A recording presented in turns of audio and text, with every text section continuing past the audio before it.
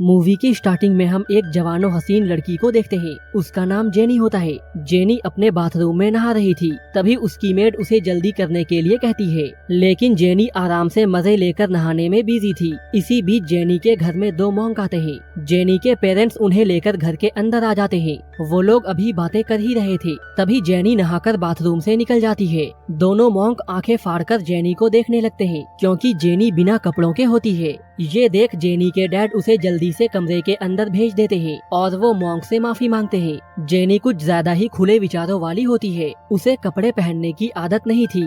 सबके सामने अपने अंगों को दिखाना, खासकर अपने मोमोज दिखाने का उसे बहुत शौक था। कुछ देर बाद मॉन्क वहाँ से चले जाते हैं। अपने अंगों का प्रदर्शन करने के बाद जेनी भी कपड़े पहनकर बाहर आ जाती है। यूके जाने से पहले वो अपने डैड से मिलती है। उसके डैड उसे कुछ पैसे देते हुए कहते हैं, गंदे लड़कों से दूर रहना और सबको अपने मोमोज का टेस्ट मत कराना। इसके बाद जेनी अपनी माँ से मिलकर एयरपोर्ट के लिए निकल जाती है। गाड़ी में बैठकर वो अपने बॉयफ्रेंड का फोटो निकालती है। उसका नाम चैंग होता है। इसके बाद जेनी चैंग को कॉल करती है और उसे भी अपने साथ यूके आने के लिए कहती है, लेकिन चैंग जेनी को मना कर देता है, क्योंकि वो किसी काम में बिजी था। चैंग की ना सुनने के बाद जेनी उदास हो जाती है।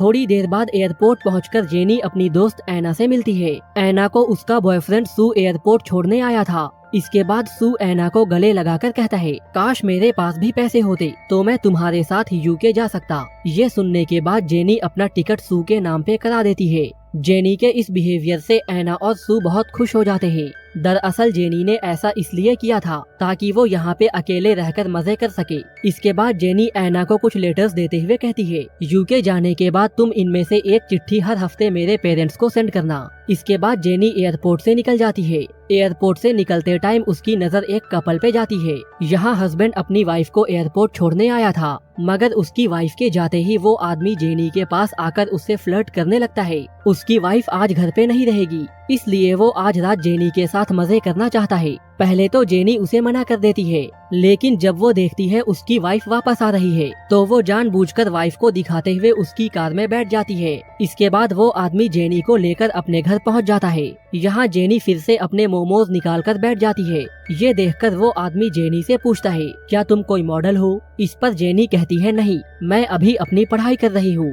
वो आदमी जेनी से कहता है, मैं एक डॉक्टर हूँ, और फिर वो जेनी को चेक करने के बहाने जेनी के मोमोज को मसलने लगता है। जेनी उसके गंदे इरादे समझ जाती है, लेकिन वो ये बात भी अच्छे से जानती थी उसकी वाइफ यहाँ पे कभी भी पहुँच सकती है, और इसलिए वो उस आदमी को नहीं रोकती है। थोड़ी देर बाद उसकी वाइफ भी घर पे पहुंच जाती है। ये देखते ही जेनी वहां से भाग जाती है और उन दोनों कपल्स के बीच लड़ाई होने लगती है। इधर जेनी बिना कपड़ों के ही रोड पे निकल आई थी। जेनी के मोमोज देखने के चक्कर में एक टैक्सी ड्राइवर अपनी टैक्सी को ठोक देता है। कुछ देर बाद जेनी शहर के भीड़ भाड़ से दूर अकेले बैठकर अपनी आवाज रिकॉर्ड कर रही थी। उसकी बातों से हमें मालूम चलता है वो कुछ दिन अकेले रहकर मजे करना चाहती है, क्योंकि उसका बॉयफ्रेंड तो अपने काम में बिजी था। इंजॉय करने के लिए जेनी हांगकांग चली आती है। जेनी को अकेले देखकर दो आदमी उसके पास आते हैं और उसे लिफ्ट ऑफर करते हैं। जेनी भी उनकी गाड़ी में जल्दी से बैठ जाती है। इसके बाद वो लोग जेनी को लेकर एक सुनसान जगह पे पहुंच जाते हैं और गाड़ी रोककर जेनी के साथ जबरदस्ती करने का ट्राई करते हैं। इस पर जेनी उन दोनों को रोकते हुए कहती है, तुम जबरदस्ती मत करो, मैं तो खुद ही तुम दोनों के साथ घपाघप करना चाहती हूँ। ये सुनकर दोनों के मन में लड्डू फूटने लगते हैं। इसी बीच मौका पाकर जेनी उनके आंखों में स्प्रे कर देती है और उनके अखरोट फोड़कर वो कार लेकर वहाँ से निकल जाती है। उन दोनों के जबरदस्ती करने की वजह से जेनी के कपड़े काफी फट गए थे, जिसके बाद वो बीच रोड में ही अपने कपड़े बदलने लगती है। पास ही बैठा एक कपल जेनी को ऐसा करता देख हैरान हो जाता है। इसके बाद जेनी कार लेकर आगे बढ़ जाती है। थोड़ी देर बाद उसे एक पुलिस स्टेशन दिखाई देता है। चूँकि ये गाड़ी किसी और की थी, इसलिए जेनी उस गाड़ी को वहीं पे छोड़ देती है और अपना सामान उठाकर आगे चल देती है। जेनी के जाने के बाद वो दोनों आदमी भी अपनी गाड़ी को ढूंढते हुए वहाँ पे पहुँच जाते हैं। गाड़ी को पुलिस के कब्जे में देख वो पुलिस से कहते हैं, ये गाड़ी हमारी है और एक लड़की ने हमें मारकर हमारी गाड़ी चुरा ली थी। लेकिन पुलिस को उनकी बातों पे यकीन नहीं होता है और पुलिस उनकी गाड़ी का चालान कर देती है। फिर हम जेनी को देखते हैं। वो एक होटल के बालकनी में बैठी हुई थी। तभी उसे अपने बगल वाले कमरे से आह आह की आवाज आती है। फिर वो उस कमरे में झांक कर देखती है, वहाँ एक जोड़ा घपाघप करने में बिजी था। इसके बाद जेनी आराम से बैठकर उनके मैच को देखने लगती है। फिर जब वो कपल जेनी को बैठा हुआ देखते हैं तो वो बुरा मानने के बजाय जेनी से दोस्ती कर लेते हैं, क्योंकि वो दोनों भी जेनी के जैसे खुले विचारों वाले थे। जेनी के पूछने पर लड़का अपना नाम योंग बताता है और लड़की का नाम मैरी होता है। शाम में जेनी उन दोनों के साथ समंदर किनारे काफी इंजॉय करती है। मस्ती करने के बाद तीनों वहीं पे रात गुजारने का फैसला करते हैं। जेनी योंग से पूछती है, तुम मैरी को कब से जानते हो? इस पर योंग जेनी से कहता है, मैं मैरी से 3 दिन पहले ही मिला हूँ और मैं अपने लाइफ के हर एक पल को एंजॉय करना चाहता हूँ। इसके बाद योंग जेनी से आगे कहता है, मैं तब तक किसी रिलेशन में रह सकता हूँ जब तक उस रिलेशन में प्यार का एहसास हो। अगर प्यार का एहसास नहीं तो बेकार के रिश्ते का क्या फायदा। जेनी उसकी बात को ध्यान से सुन रही थी, उसे योंग की कही हर बात सही लग रही थी। फिर सुबह होने के बाद दोनों जेनी को बाय बोलकर वहाँ से निकल जाते हैं। उनके जाने के बाद जेनी अकेले ही बीच में यहाँ वहाँ घूमने लगती है। फिर हम डेव को देखते हैं। डेव वहीं बैठकर जेनी को देख रहा था। फिर जेनी डेव के पास जाकर उससे दोस्ती कर लेती है।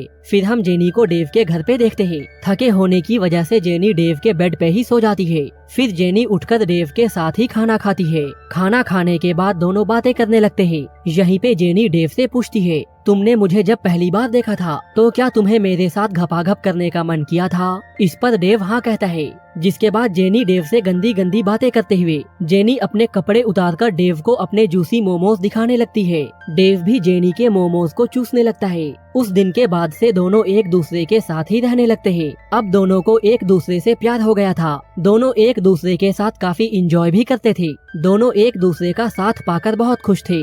फिर एक दिन जेनी डेव के साथ शॉपिंग के लिए मार्केट जाती है। फिर वो एक दुकान में जाकर अपने लिए चश्मे देखने लगती है। जेनी के रस भरे जिस्म को देखकर दुकान का मालिक भी जेनी के साथ घपाघप करने का सोचता है और जेनी को पटाने के लिए वो जेनी को चश्मा और एक कपड़ा फ्री में देता है।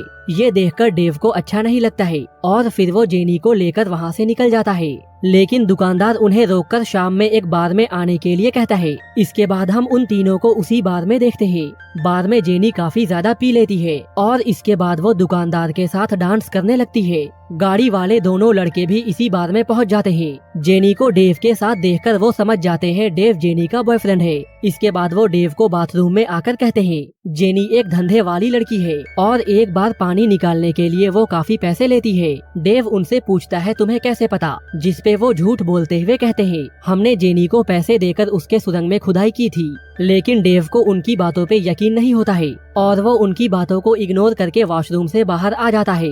बाहर आने के बाद वो देखता है दुकानदार जेनी को यहाँ वहाँ टच कर रहा है और जेनी उसे ऐसा करने से रोक भी नहीं रही। ये देखकर डेव का दिल टूट जाता है और वो अपने घर लौट जाता है। उसके जाने के बाद जेनी भी दुकानदार से पीछा छुड़ाकर वहाँ से निकल जाती है। डेव को अब उन दोनों लड़कों की बातों पे यकीन आ गया था। इसके बाद जब जेनी घर पे आती है तो डेव उसे धंधे वाली कहकर अपने घर से निकाल देता है। चूँकि रात काफी ज्यादा हो गई थी इसलिए जेनी रात बिताने के लिए एक होटल में कमरा ले लेती है। नेक्स्ट मॉर्निंग जेनी होटल से निकलकर रोड पे घूम रही थी, तभी उसकी मुलाकात योंग से होती है। जेनी उसे अपने और डेव के बारे में सारी बातें बता देती है। उसकी बातें सुनकर योंग उसे समझाते हुए कहता है, डेव तुम्हारे लिए परफेक्ट है, वो तुमसे सच्चा प्यार करता है, तुम्हें खो देने के डर से उसने तुम्हें डांटा होगा। योंग की बातें सुनकर जेनी डेव से मिलने उसके घर पे पहुंच जाती है। यहाँ डेव का दोस्त गेट खोलता है। अंदर आकर जेनी देखती है डेव ने दीवारों पे उसकी तस्वीर बना रखी है। इसके बाद वो डेव से मिलकर सारी बातें एक्सप्लेन करती है। डेव भी अपनी गलती के लिए सॉरी बोलकर जेनी को गले से लगा लेता है और इसी के साथ ये मूवी यहीं पे खत्म हो जाती है। इसी के साथ आज का वीडियो हम खत्म करते हैं। अगर आपको अच्छा लगा तो प्लीज इस वीडियो को लाइक और कमेंट जरूर कर दीजिएगा। मैं बहुत सारी मूवीज लेकर आता रहता हूँ, तो प्लीज इस चैनल को सब्सक्राइब कर दीजिए और बेल नोटिफिकेशन आइकॉन दबाना मत भूलिएगा। हम फिर से मिलेंगे और एक नई मूवी के साथ। तब तक के लिए थैंक यू और आप अपने आप का ख्याल रखिए।